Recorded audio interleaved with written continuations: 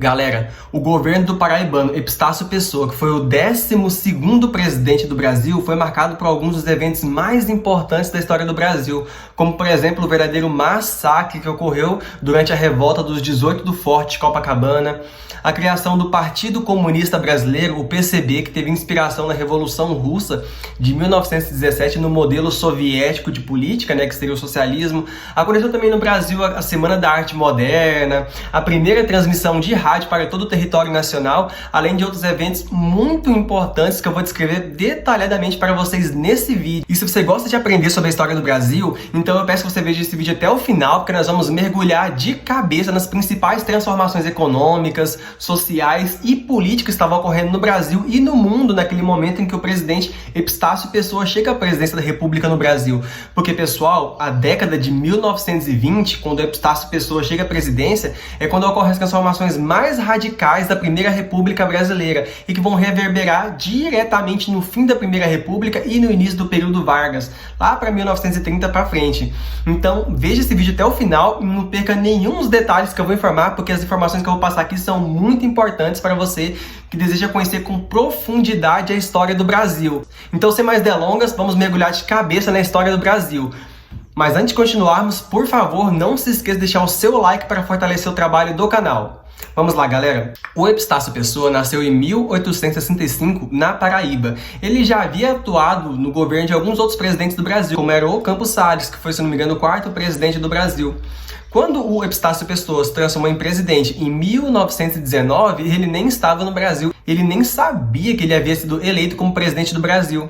Por quê? Vocês se lembram que durante a minha videoaula sobre o governo do Venceslau Braz, eu afirmei que o Brasil havia participado da Primeira Guerra Mundial, e eu disse que o Brasil havia ficado do lado dos países que haviam vencido a Primeira Guerra Mundial, como a França, a Inglaterra, em detrimento dos países que perderam, como a Alemanha e a Itália? Pois é, depois que a Primeira Guerra acabou e o governo do Venceslau Braz também acabou, quem havia vencido as eleições era o presidente Rodrigues Alves. Entretanto, ele faleceu, vítima da gripe espanhola, e quem assumiu foi o vice interino dele, que era o Delfim Moreira. O Epistácio Pessoa, nesse momento, ele estava representando os interesses do Brasil lá na Europa, durante os acordos de Versalhes que aconteciam na França, Porque depois que o fim da Primeira Guerra Mundial acabou, aconteceram os tratados de Versalhes na França, que eram os países vencedores da Primeira Guerra Mundial, estavam impondo penalidades aos países que haviam perdido, estavam, por exemplo, colocando suas reivindicações, fazendo acordos, realizando tratados, delimitando fronteiras nacionais na Europa, e o Brasil enviou o Epistácio Pessoa para representar os interesses brasileiros durante os tratados de Versalhes, já que o Brasil era um dos países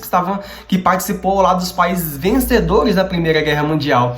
E o Epistácio Pessoa estava lá na França, durante os acordos de Versalhes, e ele nem sabia que, enquanto isso aqui no Brasil, a política se reorganizava, o mandato do presidente interino, que era o Delfim Moreira, saía e ele estava sendo cogitado para presidente do Brasil. Veja só como aconteciam as coisas durante a Primeira República Brasileira, pessoal. O processo eleitoral era extremamente fraudulento. As elites políticas brasileiras sempre davam um jeito de eleger candidatos que representavam os seus interesses nacionais. Mesmo que o Epistácio Pessoa fosse paraibano, as ideias políticas dele eram muito mais alinhadas com o eixo Minas, Rio e São Paulo. Ele era um grande defensor da elite cafeicultora paulista. É por isso que, mesmo competindo com uma pessoa muito popular como o paulista Rui Barbosa, o Epistácio Pessoa ganhou as eleições presidenciais. Lembrando que nesse momento apenas 5% da população brasileira poderia votar, que era aqueles 5% da população que cumpriam os requisitos mínimos entre aspas, para poder votar, que era não fazer parte da Igreja Católica, não ser militar, não ser analfabeto, ou seja, menos de 5% da população. Porque você pegar um país como o Brasil do século XX e cobrar que pessoas alfabetizadas pudessem votar, você excluiu nisso aí 95% da população, que ainda por cima era de origem rural e totalmente desescolarizada, em sua grande maioria. Sem falar que esses 5% da população que poderiam votar, ainda tinham que votar conforme as vontades dos grandes coronéis brasileiros, quem é quem mandava na política, na verdade. Como eu já falei em vários vídeos do passado, como eu já expliquei em vários vídeos aqui do canal, a política brasileira era comandada pelos coronéis, os grandes latifundiários, donos de grandes propriedades rurais no Brasil, que faziam um acordo entre si para sempre eleger candidatos que representassem os interesses das grandes elites latifundiárias do Brasil, que eram os coronéis. Então, antes de eu me aprofundar nos detalhes sobre todos os eventos que aconteceram no governo do Epitácio Pessoa, vamos dar uma pequena análise no cenário econômico, político e social do Brasil desse momento. De acordo com o historiador e sociólogo argentino, o Marcos Kaplan, o modelo econômico que predominou no Brasil foi o agroexportador. Por quê, pessoal? O Brasil tem uma estrutura agrária herdada lá do período colonial, que se define pela concentração de grandes porções de terra nas mãos de poucas famílias de fazendeiros, que são os latifundiários. Esses latifundiários produzem gêneros alimentícios que são exportados para vários países do mundo. Dentre eles, o mais popular de todos é o café, responsável por 70% das nossas exportações, ao lado, por exemplo, da borracha, que representava 20% das nossas exportações, além de outros gêneros alimentícios que eram exportados para outros países, né? Esses grandes latifundiários, donos das grandes porções de terra, se enriqueceram de forma gigantesca com todo o dinheiro e divisas externas acumuladas com a exportação para outros países. A maior parte da população brasileira vivia no campo. Uma minoria das pessoas viviam nas cidades e atividades urbanas. A grande maioria, o grosso da população, vivia no campo e vivia de trabalhos rurais e eram totalmente subordinados à vontade desses grandes proprietários de terra que mandavam na população. Como eram os grandes detentores do poder, mandavam na política a nível local, municipal, estadual, mandavam na polícia, mandavam nos tribunais locais. Esses grandes fazendeiros enriquecidos, quase todos eles possuíam exércitos pessoais, os chamados jagunços. Inclusive, eles emprestavam, durante o período imperial brasileiro, muitas dessas milícias pessoais para comporem a Guarda Nacional Brasileira. E em troca disso, eles adquiriam a patente de coronel, que é uma patente militar, embora esses grandes fazendeiros não fossem militares, mas eles adquiriam a patente de coronéis. Por isso, esses grandes latifundiários eram chamados de coronéis. Com o fim do Império Brasileiro e o início da República, a Constituição Brasileira de 1891 definiu que o voto não era secreto, o voto era aberto. Todo mundo sabia em quem todo mundo havia votado. Dessa maneira, ficava muito fácil para os coronéis saberem em quem seus empregados, as pessoas que viviam nas suas terras, haviam votado. Dessa maneira, eles poderiam coagir por exemplo, eles poderiam coagir com intimidação, apadrinhamento, compra de voto, fazer com que as pessoas votassem nos candidatos que eles gostariam que chegassem ao poder, tanto para os cargos municipais, estaduais, quanto para cargos federativos. E as pessoas tinham que votar no candidato do coronel. Se não votassem, as pessoas seriam repreendidas, poderiam até mesmo serem mortas. Isso também ficou conhecido como voto de cabresto, né? Ou seja, as pessoas tinham que votar nos candidatos dos coronéis. Isso levou à chamada política dos governadores, né? Tem tudo a ver com o governo do Epitácio Pessoa. Eu vou explicar isso com detalhes para vocês, então prestem muita atenção, pessoal. A Constituição de 1891, que é a primeira Constituição republicana do Brasil, dizia que o Brasil era uma federação descentralizada, ou seja, cada estado tinha muita autonomia frente ao poder executivo, que é o poder do presidente. Então, para que o presidente possa conseguir aprovar todas as suas medidas e conseguir eleger os seus candidatos, ele precisa do apoio das elites locais, ou seja, dos grandes cafeicultores e proprietários rurais. Então, durante o governo do quarto presidente do Brasil, que era o Campos Salles, foi criada a política dos governadores. Ou seja, o presidente concordava em não interferir nos mandos e desmandos que os coronéis faziam nas suas regiões. Em troca disso, os coronéis faziam com que as pessoas que moravam nas suas regiões votassem em candidatos que fossem favoráveis ao presidente da República. Ou seja, era um grande acordo entre as elites locais, os grandes latifundiários e os presidentes do Brasil. E ao mesmo tempo, por exemplo, que essas elites estaduais, os grandes latifundiários e coronéis conseguiam indicações para cargos federativos e conseguiam grande autonomia para mandar e desmandar nas suas regiões, eles tinham que eleger, a nível municipal e estadual, candidatos que fossem favoráveis às medidas do presidente, para aprovar as coisas que o presidente queria aprovar, por exemplo, como líder do poder executivo. Dessa maneira, todo mundo saía ganhando, todo mundo menos o povo, né, que continuava sendo explorado, tanto no campo como na cidade. Só quem ganhava e se perpetuava no poder eram as grandes elites que faziam esses acordões. Dentre as das várias elites que existiam dentro dos vários estados brasileiros, como Rio de Janeiro, Rio Grande do Sul, Bahia, São Paulo, Minas Gerais, alguns outros estados do Nordeste, as duas mais poderosas eram as elites de São Paulo e Minas Gerais, que eram, como dentro desses estados existia uma maior produção e exportação de café, essas elites as que tinham mais dinheiro para poder conduzir os processos eleitorais, e eram, portanto, as mais poderosas e as que mais se revezavam e as que mais indicavam candidatos que se revezavam na presidência da República. Isso gerou o fenômeno da política do café com leite, ou seja, um ano era um candidato paulista que ia para a presidência da República, defendia os interesses dos cafeicultores paulistas, outro ano era um candidato mineiro, outro ano era um candidato paulista, e assim se revezava. Durante pouquíssimos momentos da história do Brasil, presidentes que não eram paulistas ou mineiros chegaram à presidência, né? Como o Hermes da Fonseca, que era gaúcho, ou o Nilo Peçanha, que era do Rio de Janeiro, ou então, por exemplo, Epistácio Pessoa, que era paraibano. Porém, mesmo esses caras, com exceção do Hermes da Fonseca, mesmo esses caras que eram de outros estados, eles se elegiam para representar os interesses desses caras. E nesse contexto, por exemplo, que o paraibano Epistácio Pessoa foi eleito. Um paraibano que ia representar os interesses da elite cafeicultora paulista. Contudo, pessoal, no governo de Epistácio Pessoa, começam a acontecer transformações no Brasil que eram diferentes do que aconteceu nos períodos anteriores à história do Brasil. Depois da Primeira Guerra Mundial, muita coisa mudou no mundo e no Brasil. Por exemplo, o Brasil foi forçado a se industrializar durante a Primeira Guerra Mundial. Por quê? Os principais países industrializados do mundo, que eram os países da Europa, estavam em guerra. Não tinha como eles produzir bens industriais para vender ao Brasil, e o Brasil não podia ficar sem esses bens. A única escolha que o Brasil teve foi começar a incentivar a industrialização de dentro do Brasil. Da onde essa grana veio? Alguns poucos fazendeiros, utilizando as divisas externas, ou seja, a moeda internacional e a moeda externa conseguida com as exportações do café, começaram a investir esse dinheiro na diversificação da economia, ou seja, começaram a buscar outras fontes de renda, como por exemplo a atividade comercial, a atividade mercantil e a industrialização.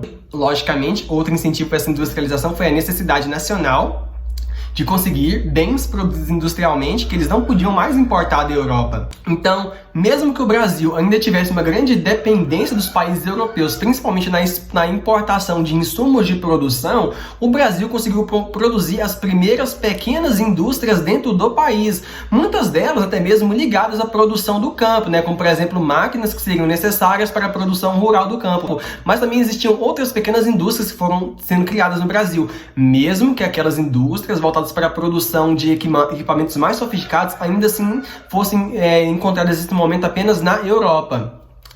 Uma coisa interessantíssima que aconteceu nesse momento, pessoal, foi o aumento das cidades, ou seja, começou a haver um aumento da urbanização, porque as indústrias ficam nas cidades, não é mesmo? Nesse momento, pessoal, as cidades começam a crescer, o comércio nas cidades, durante o governo do Epistácio Pessoa, começa a aumentar e alguns fenômenos novos começam a acontecer. Vocês devem saber que já tinha algum tempo que o Brasil vinha sendo, por exemplo, um local onde vários imigrantes europeus estavam se estabelecendo, né? Europeus italianos, espanhóis, portugueses, alguns imigrantes alemães estavam chegando ao Brasil. Mas eles chegavam ao Brasil, pessoal, e eles sempre iam em direção às fazendas do interior, né? Eles iam para as plantações de café do interior de São Paulo, iam para as plantações de café do interior de Minas Gerais. Até alguns japoneses estavam chegando no Brasil, né? Como aqueles japoneses que vieram no navio Kasatomaru, por exemplo. Mas esses imigrantes eles iam direto para os interiores para trabalhar nas produções rurais.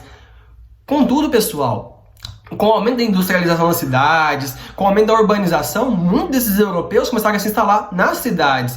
Isso veio por incentivo até mesmo dos donos das fábricas, já que esses europeus que estavam vindo da Europa tinham já o costume de trabalhar nas fábricas da Europa. Para os empregadores brasileiros seria muito melhor contratar esses trabalhadores que já tinham costumes em trabalhar nas indústrias para trabalhar nas indústrias brasileiras. É claro que também existem outros fatores, como o forte sentimento racista de não querer contratar a antiga população escrava que havia saído da escravidão do Brasil, também por conta daquela ideologia do darwinismo social, de branquear a população brasileira, portanto de dar mais oportunidade de trabalho para a população branca que estava chegando no Brasil.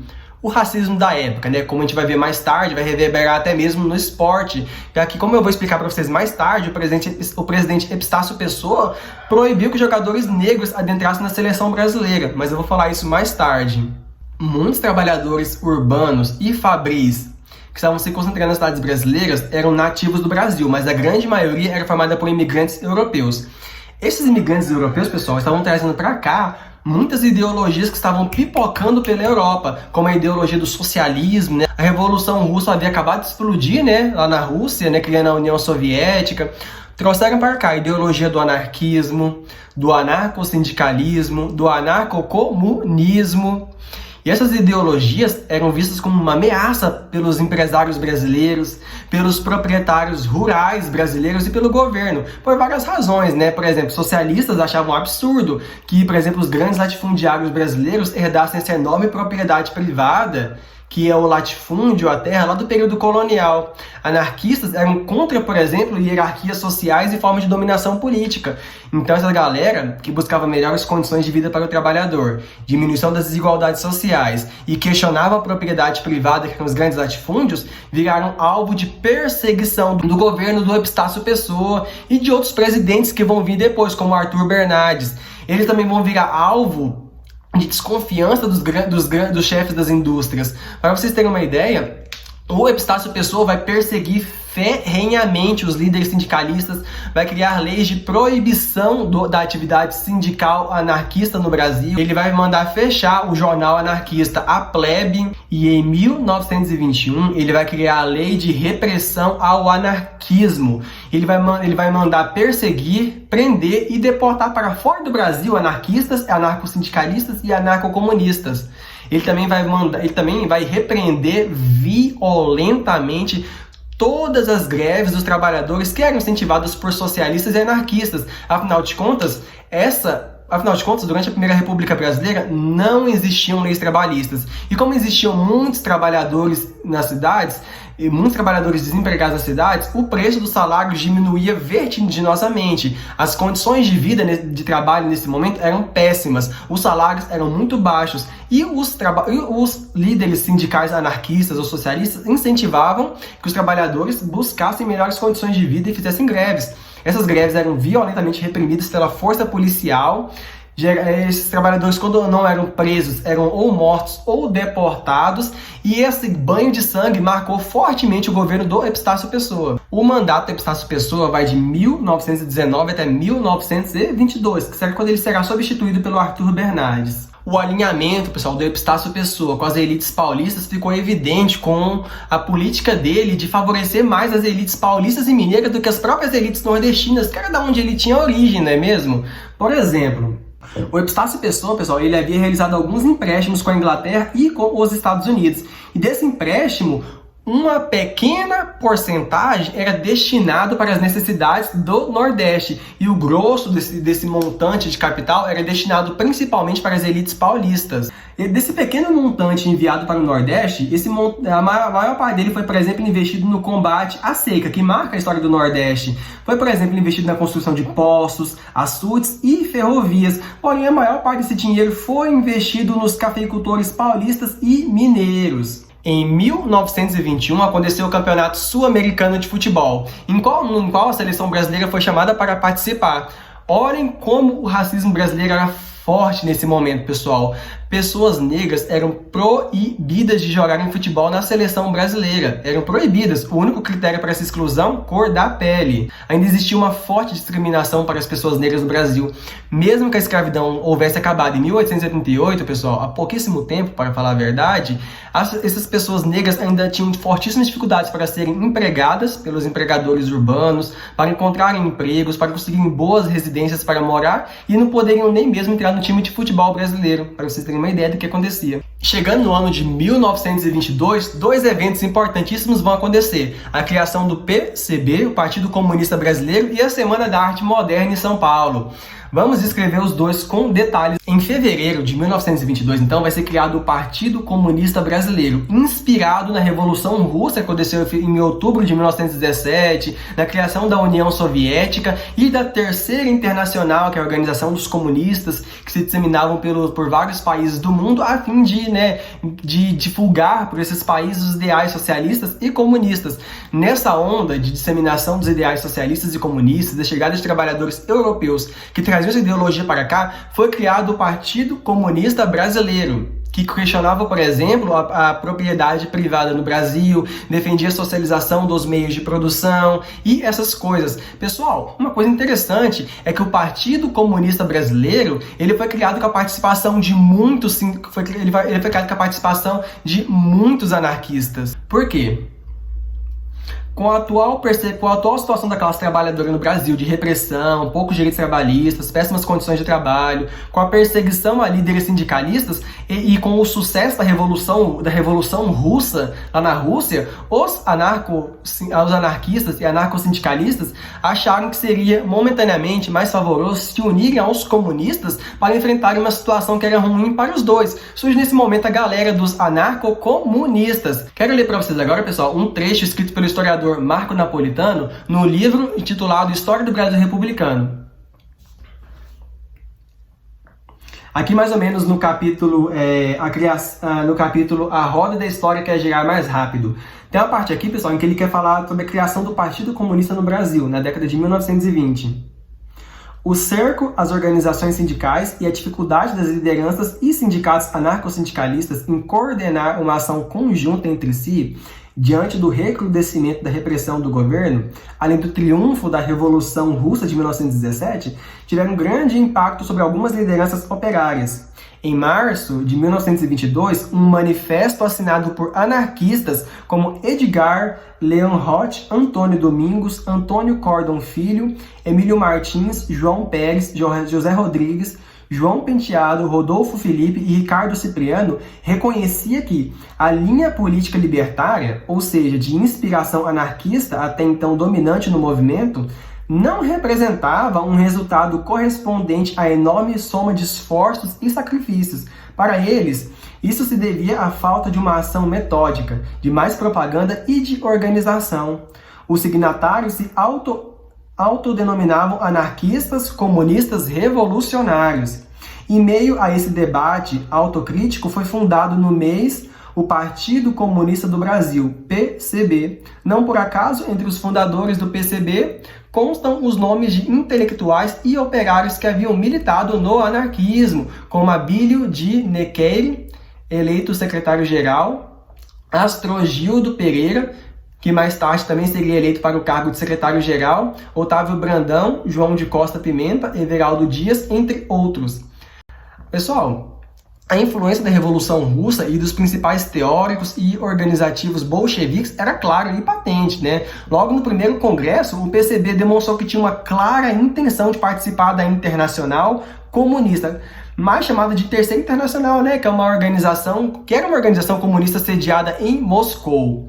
Mas enfim, galera, sabe, agora que a gente falou da criação do PCB, vamos falar de outro evento importante que aconteceu no mesmo ano aqui no Brasil, que é a famosa Semana da Arte Moderna, né? A Semana da Arte Moderna se apresentou como a principal manifestação coletiva e pública da história cultural brasileira, que era a favor de um espírito novo e moderno. Galera, a Semana da Arte Moderna foi a primeira manifestação coletiva e pública da história cultural brasileira que era a favor de uma transformação do espírito e da cultura da arte brasileira. Eles tinham uma forte oposição à arte de caráter conservador que existia no Brasil desde o século XIX.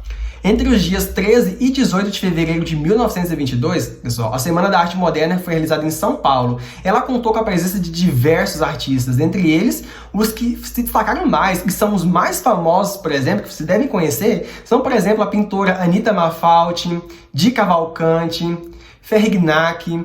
Também participaram alguns escultores, que eu não vou me lembrar agora quem que eram mais ou menos. E a nossa literatura, pessoal, foi representada por Graça Aranha, Guilherme de Almeida, Mário de Andrade, Renato de Almeida, Ronald de Carvalho, além do Manuel Bandeira, com o poema Os Sapos. A nossa música, por exemplo, traz a composição do Debussy e do Villa-Lobos, interpretados, por exemplo, por Guiomar Novaes e o Hernani Braga, entre outros. Os principais ideólogos desse movimento foi o Mário e o Oswaldo de Andrade, que criticavam, por exemplo, os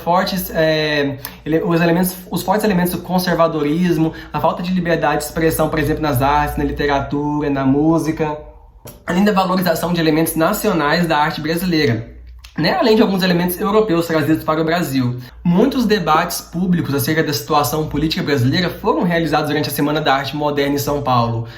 Por outro lado, por exemplo, o Partido Comunista Brasileiro não teve o mesmo acolhimento, ele foi colocado na ilegalidade tão logo ele foi criado. Obviamente que os dirigentes do partido continuaram exercendo suas atividades na ilegalidade, apesar das perseguições e da falta de liberdade de expressão que imperavam durante o governo do Epistácio Pessoa. Mas, pessoal, a parte mais complicada e complexa do governo do Epistácio Pessoa, ela vai vir agora, com a explosão do movimento tenentista no Brasil. O movimento tenentista foi um dos movimentos mais importantes da história do Brasil. E ele vai explicar, e ele vai ser importantíssimo para compreender muitos outros movimentos que vão acontecer no Brasil. O movimento tenentista, ele surge agora, em 1921, mas ele vai reverberar no período Vargas, ele vai reverberar, por exemplo, no período da ditadura militar brasileira, ele vai reverberar até hoje na história do Brasil. E é muito importante compreender esse movimento para a gente poder compreender o nosso tempo presente no Brasil.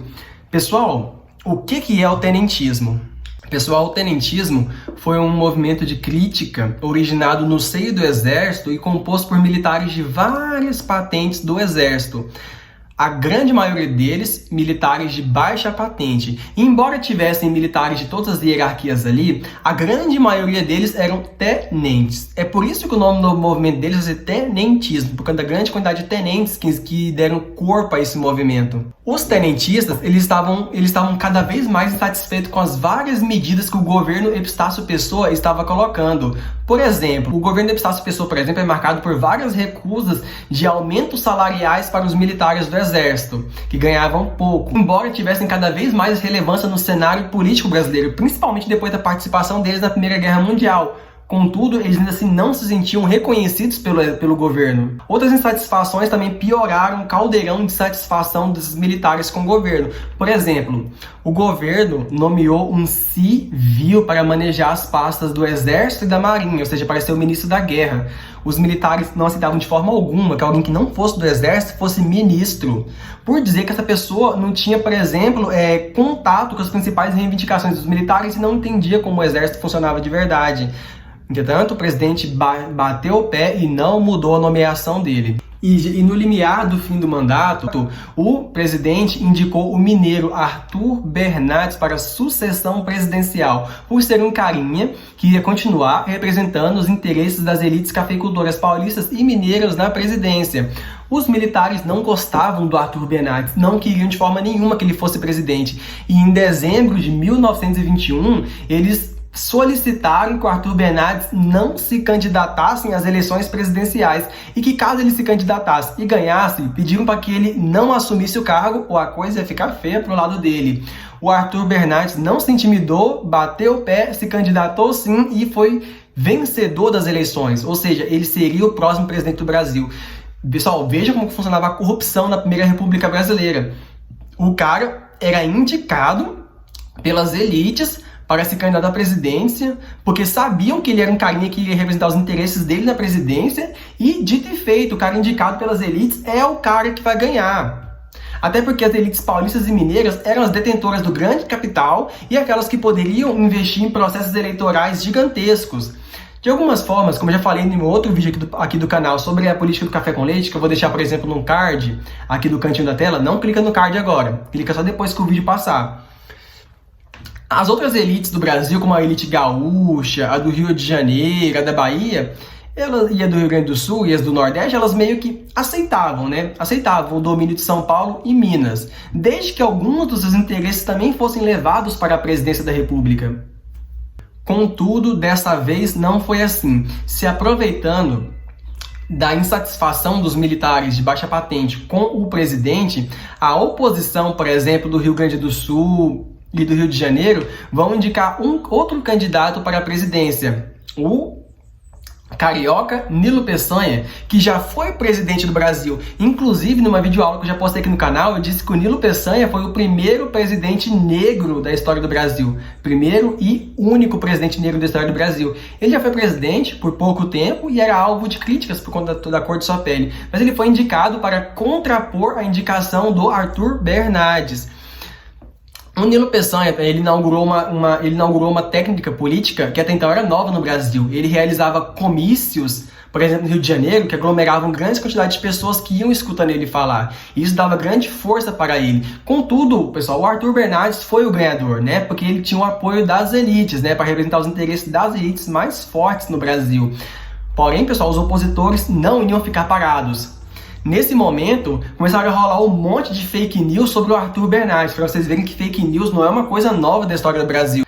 Os candidatos que eram oposição ao presidente Epistácio Pessoa e a sua indicação do Arthur Bernardes para ser o próximo presidente do Brasil começaram a criar um monte de fake news a respeito do Arthur Bernardes.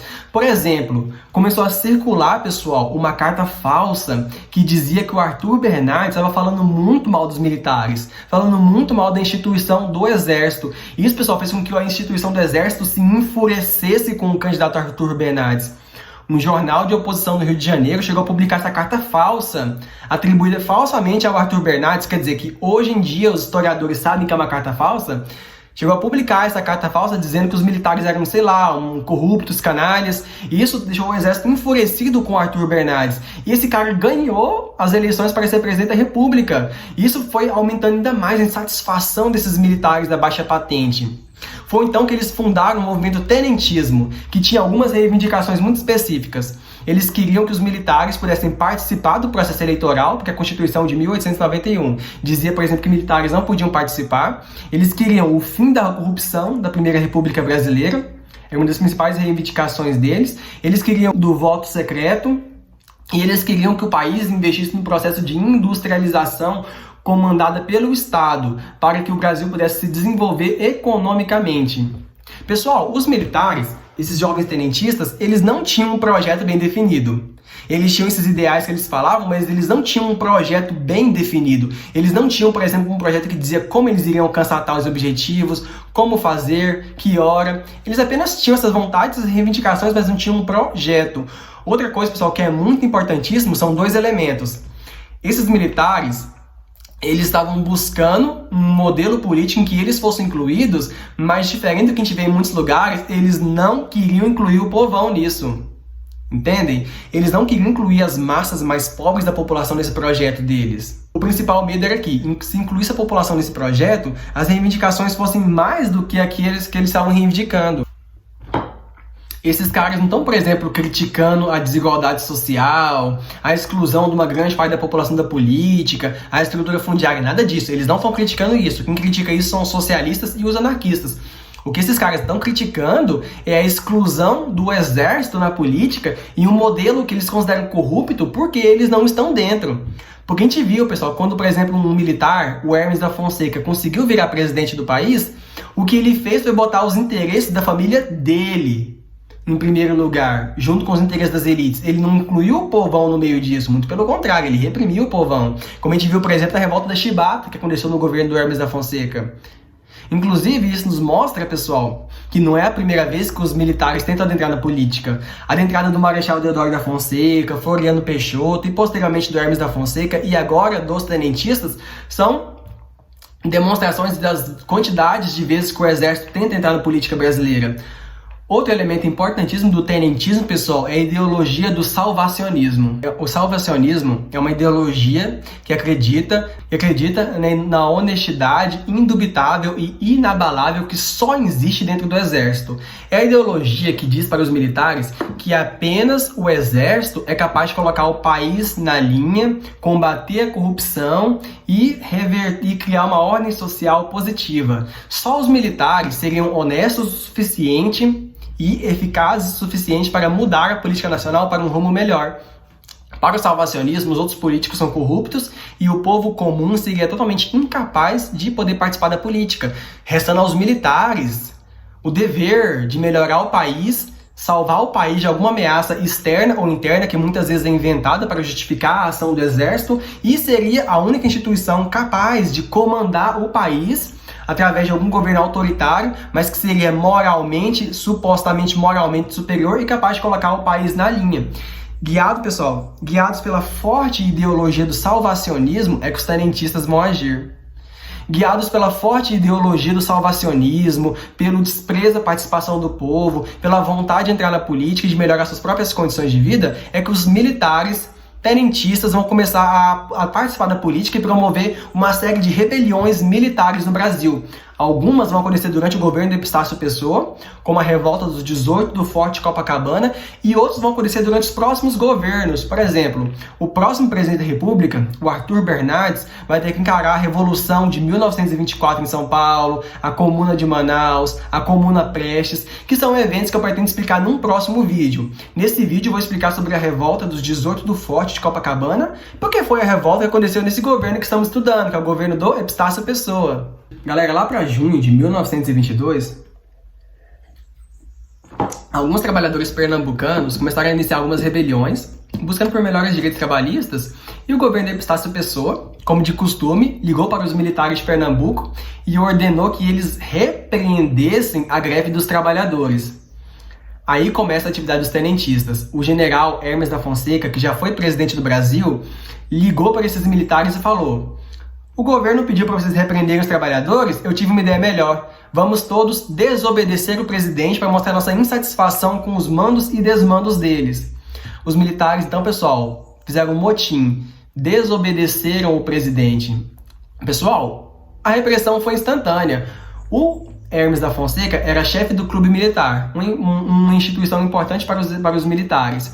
O governo mandou prender o Hermes da Fonseca, mandou fechar o clube militar e punir os militares que estavam que desobedeceram ele. Em resposta a isso, na madrugada de 5 de julho de 1922, os militares tenentistas invadiram o Forte do Vigia, na praia de Copacabana, no Rio de Janeiro. De lá, eles pegaram suas armas e ameaçaram atirar contra o Palácio do Catete, sede do governo no Rio de Janeiro, se as reivindicações deles não fossem escutadas. Obviamente que a Marinha foi acionada para repreender esses militares amotinados que fizeram um motim contra o governo. A Marinha chegou lá e começou a disparar contra esses vários militares, cuja grande maioria eram tenentes, que estavam amotinados nesse forte em Copacabana. Sem muita opção, eles depararam com duas escolhas: ou se renderem e sobreviverem, ou continuarem lutando contra as forças do governo e serem mortos ou presos. Nesse momento, pessoal, a grande maioria deles desistiram, largaram as armas e foram embora. Só 17 militares ficaram no forte, guiados pela fortíssima ideologia do salvacionismo, e falaram: não, a gente vai até o final e vai encarar essa situação. Os 17, então, saíram do forte armados e foram caminhando para o Palácio do Catete para confrontar o governo. Nesse momento, as outras tropas, ainda fiéis ao governo, foram se amontinando na frente desses 17 tenentes, apontaram as armas para eles e ameaçaram atirar. Nesse momento, pessoal, aconteceu uma coisa mais aleatória do mundo. Um carinha qualquer, um civil chamado Otávio, estava passando na rua nesse momento e viu os militares caminhando em direção às tropas e perguntou: o que vocês estão fazendo? E os militares: estamos indo nos rebelar contra o governo, você quer participar? O Otávio, que não estava fazendo nada, resolveu participar. Deram uma arma para o Otávio, que era um civil, estava lá de terno e tudo mais, e o Otávio começou a marchar junto com esses soldados para confrontar os soldados que estavam protegendo o governo. Foi quando iniciou o massacre, galera. Os soldados fiéis ao governo fuzilaram esses 17 tenentes e esse civil que se juntou aos tenentes. Por serem 18 pessoas, esse momento ficou conhecido como a Revolta dos 18 do Forte de Copacabana, que ficou muito famosa na história do Brasil e que vai ser praticamente um marco para os militares, que vai incentivar muitas outras revoltas militares que vão acontecer nos próximos vídeos que eu vou explicar aqui no canal. Aliás, se você não deixou seu like, por favor, não se esquece de deixar, porque esse vídeo demandou um trabalho muito grande de pesquisa, roteirização, gravação e edição. Então, antes de continuarmos contando essa história, por favor, deixe o seu like aqui e não se esqueça de se inscrever no canal para acompanhar as próximas videoaulas. Mas vamos continuar explicando o que aconteceu. Galera, os amontinados foram fuzilados pelas tropas. Só 2 sobreviveram, 16 morreram e apenas 2 sobreviveram. Apenas os militares Eduardo Gomes e Siqueira Campos sobreviveram. E olha que, se eu não me engano, eu acho que foi o Eduardo Gomes, não sei, não lembro agora, mas um deles ainda levou um tiro no testículo. Pra vocês terem uma ideia, quase morreu. Mas no fim, esses 2 sobreviveram ao massacre dos 18 do Forte e decidiram entrar para a política. Obviamente, depois que eles foram soltos da prisão, né? Decidiram entrar para a política. Pessoal, depois dessa revolta dos 18 do Forte, Muitos outros militares que eram contra que tinham críticas ao governo vão pegar inspiração nesses caras que foram mortos e foram martirizados, vão pegar esse evento como inspiração e vão promover outras revoltas tenentistas pelo Brasil. Algumas delas muito interessantes, como a Comuna de Manaus ou a Revolução de 1924, que eu quero explicar na próxima videoaula, que eu espero que você não perca. Obviamente que vão aparecer outras revoltas depois dessa, o tenentismo vai ser um movimento que vai se firmar cada vez mais forte na política, militares vão participar cada vez mais da política, e pessoal, o Epitácio Pessoa, depois desse tanto de banho de sangue que aconteceu no governo dele, tentou buscar algumas formas de melhorar a imagem dele. Lá para 6 de setembro de 1922, através de um concurso público, eles vão eleger um novo hino nacional para representar o país, que é o hino nacional que todo mundo conhece hoje. Também acontecia o aniversário de 100 anos da independência do Brasil, ele criou um evento em comemoração a esses 100 anos da independência, como uma exposição nacional. E nesse momento, pessoal, ocorreu a primeira transmissão de rádio ao vivo para todo o território nacional. E a primeira pessoa, pessoal, que participou de uma transmissão de rádio para todo o território nacional do Brasil foi o presidente Epitácio Pessoa. Na primeira vez da história do Brasil que ocorreu uma transmissão de rádio para uma escala nacional dentro do país. Pessoal, apesar de todas essas coisas que a Epitácio Pessoa fez para tentar diminuir as críticas do seu governo e para, como eu posso falar, melhorar a imagem dele, isso não teve o menor efeito.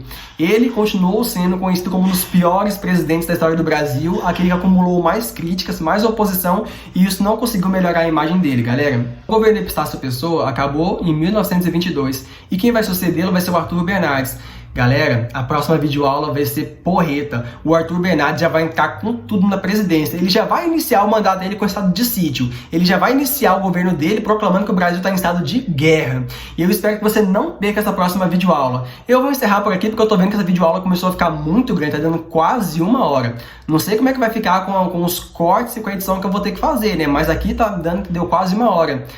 Eu tive que me esforçar muito para fazer essa videoaula, galera. Então, por favor, peço que você ainda não deixou o seu like, deixa o seu like para ajudar o canal e para me incentivar a voltar aqui e a gravar mais videoaulas. Não se esqueça de se inscrever no canal, porque semanalmente eu estou lançando videoaulas de história, sociologia, filosofia e economia. E todas as videoaulas que eu faço aqui, pessoal, são sempre pautados nos trabalhos dos historiadores e especialistas nas áreas em que eles atuam. Isso garante sempre discussões qualificadas e de qualidade nesse canal. Agradeço muito por você que assistiu até aqui. Me siga nas redes sociais, Facebook, Instagram e no TikTok. Até a próxima e valeu!